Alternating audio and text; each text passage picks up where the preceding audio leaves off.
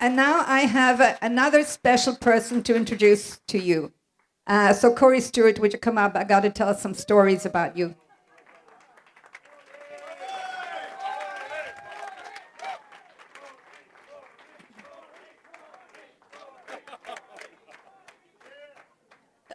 Come here. Okay. The formality is that Corey is the chairman at large of the Prince William Board of Supervisors, right? And he's an international lawyer. He has a beautiful Swedish wife, another immigrant, and he has 2 boys. And he is running for governor of Virginia. Thank you. Thanks. And Corey started hanging with me. And he got fired as chairman of the Trump campaign. It's all your fault. All my fault, right? So anyway, I must tell you the story of that day. The night before, Corey called me, and it was just after that video had come out with those sort of rude words that our president-elect had said way back somewhere to somebody. And Corey said, well, it really would be great to hold a rally and show the support of the women. It was about 10 o'clock at night. I said, oh, yeah, sure. So I got on the phone, and the next day, all us deplorable, irredeemable, deplorables, dangerous-looking people went down there. And Laura, stand up. I want to see how dangerous you look. Okay. Michelle, where are you? You look really dangerous, too. So we stood down there, saying we were for Trump, rah, rah, rah. We were having a happy old time. And I had been speaking to the Hanover Women, Republican Women's Club, and they gave me this.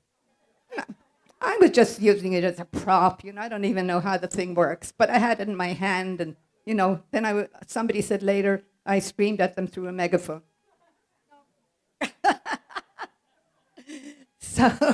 So we had a really happy old time, and then someone came running up saying, shut it down, and we thought, who on earth is this? So we weren't going to have any of that. So the result is Corey got fired. I'm glad you can laugh about it.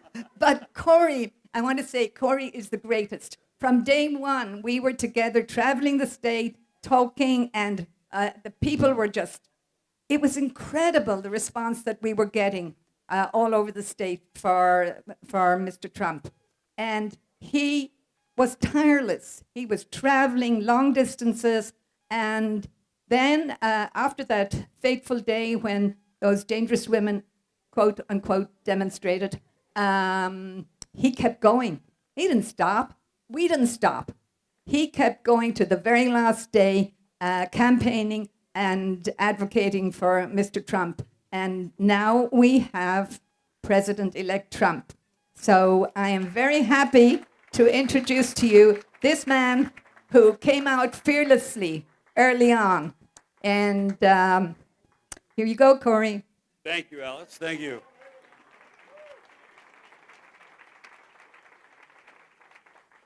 I don't know how to follow that up. But I will say this. I have never met anybody as tough as Alice Butler-Short. We were at the national convention together, and Maria and I were walking up, and there was this gurney that was being rushed by. And the only thing I saw at the end was this really obnoxious shoe. And I'm like, and Maria looked at it and she goes, that's Alice. And it was. We went all the way. We followed the paramedics down to the emergency, the temporary emergency facilities they had there. We go in there, and they said, what happened? And there was some other, Brian Landrum was there, and she goes, you won't believe it. She fell down an entire flight of concrete steps in Cleveland. I mean, like 6 feet down. It was, I'm like, oh, Lord have mercy. Anyway, so they were either the doctors. They said, oh, she injured her shoulder, and she hit her head and all this other stuff. And so we were really, really, really concerned. And that morning, we got a text from Alice. She did a selfie from the hospital in a wheelchair holding a Trump sign. That's no kidding, with a cast on her arm, by the way. So we've had a great time. We've had a really great time. One of the things that we saw a lot of all across the Commonwealth of Virginia, people praying for Donald Trump. And the one thing, and it does prove that God truly does have a sense of humor. Because never in my wildest dreams did I ever think that the good Lord would answer those prayers with Anthony Weiner's computer.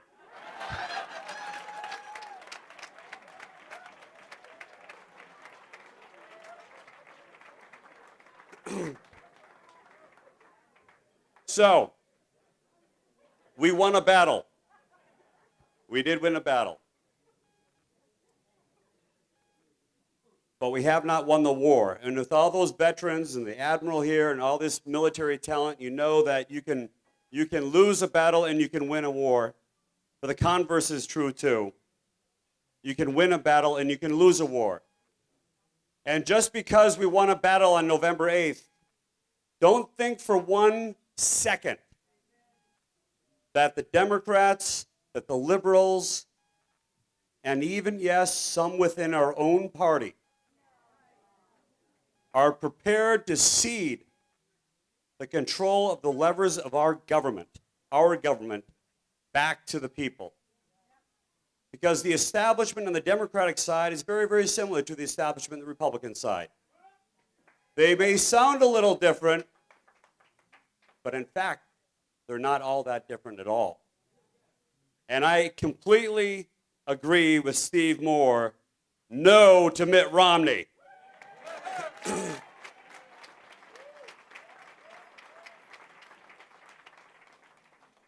So I'm really glad that Mr. Devitt is here with the Washington Times, one of the great newspapers, one of the great conservative and truly objective newspapers. There aren't a lot left. But they're not all like that. In fact, we have another newspaper, the Washington Compost. Now imagine this. Now think about this for a moment. So Fidel Castro dies. Really terrible thing. Fidel Castro dies, and what does the Washington Compost do? In their editorial, no kidding, they praise him for his achievements in literacy and healthcare. Now think about that. Now 2 days later, or actually about a week later, they also read an editorial about me. And the title of it is Deporter-in-Chief.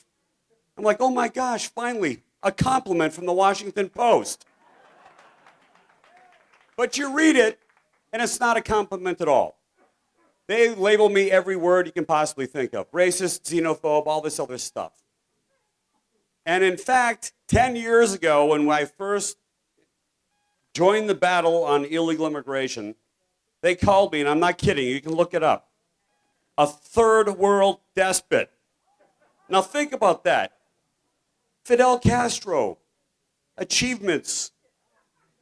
Corey Stewart, third world despot. And what is my great sin? Here it is.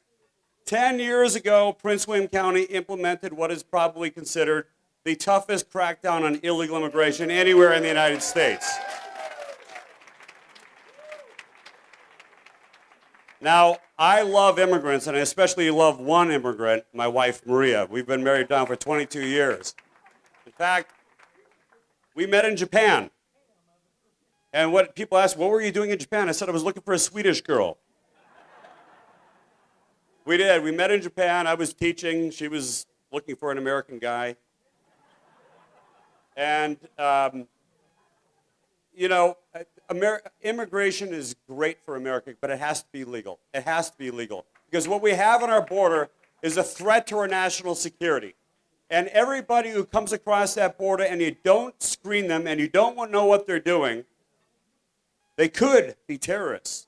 But even more likely, they could be criminals. According to the Obama administration, There are 11.5 million illegal immigrants in the United States. Do you know what number of those are outright criminals? 2.1 million. 2.1 million of those, according to them. You know that the actual number is a lot higher. So in Prince William County in 2007, we implemented a policy that said this: if we arrest you, anybody, white, black, Latino, Asian, we don't care. We don't care what language you speak. We check your immigration status on the street. The police officer inquires into it. Once you're in the jail, we use the 287G program. By the way, you're going to hear a lot more about this from the Trump administration very, very shortly. But once you're in the jail, let me just explain what it is. Once you're in the jail, our jail officials are deputized as immigration officials, and once they determine the immigration status, and if the person here is illegal and they've committed a crime, we initiate deportation. So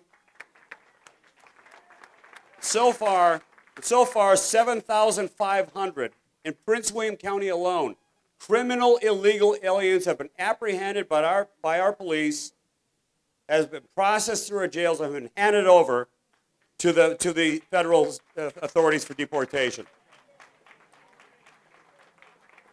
Now, the Washington Post, suddenly in 2 years, any Prince William County residents here? I see a couple. Our violent crime rate dropped 48.7% in 2 years. Now, the Washington Post, they call that a coincidence. Now, Jerry Connolly, how many of you know Jerry Connolly? Boo.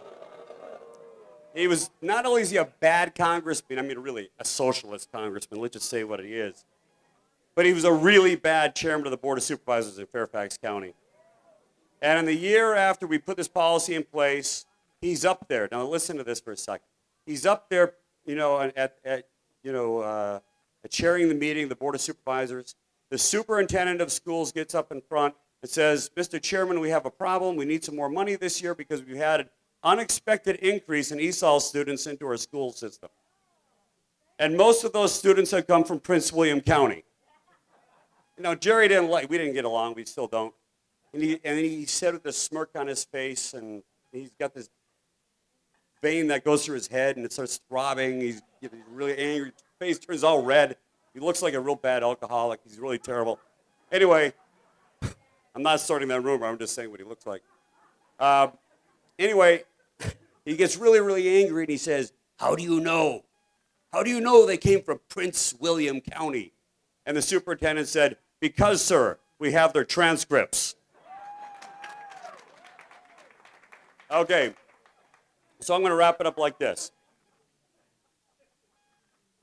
Everything that President Trump wants to do and that he will get accomplished in the first 100 days, and everything that he will get accomplished in the next 4 years, much of that is going to depend upon the cooperation of the states.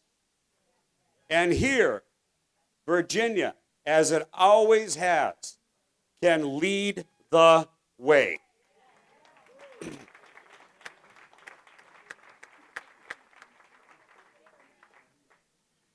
Next year, there's only one significant race in the United States. There are 2 races for governor. There are no federal races in 2017. One's in New Jersey. Probably not going to be too competitive. Sorry if there's anybody from Jersey. And the other one is here in Virginia.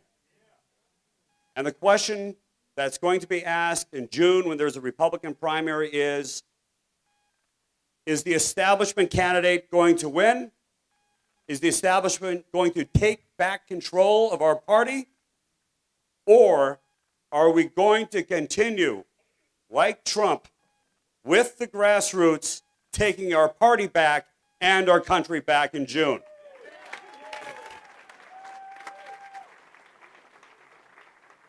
And that is why we're going to get the old Trump-mobile, what do you call it, the Donald,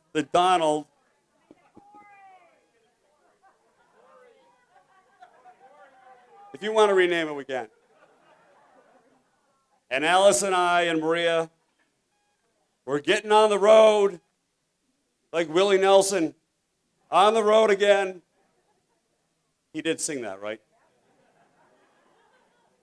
We're getting on the road again, and we're doing another road trip because I'm running for governor of the Commonwealth of Virginia. So in 2016, and don't think for a minute that because we didn't win in Virginia, we didn't have an impact on this race. We always knew it was going to be tough with Tim Kaine on the ballot. We always knew that. But the one thing we wanted to do, and which we did do, was draw resources from the Clinton campaign.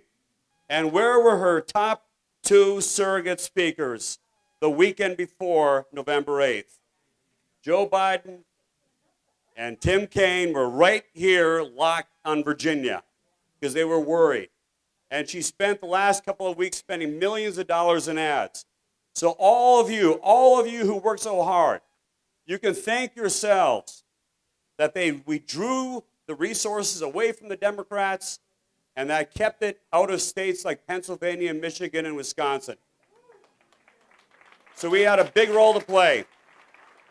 So in 2016, we took our country back. And in 2017, it's time to take the Commonwealth of Virginia back. Thanks a lot, everybody.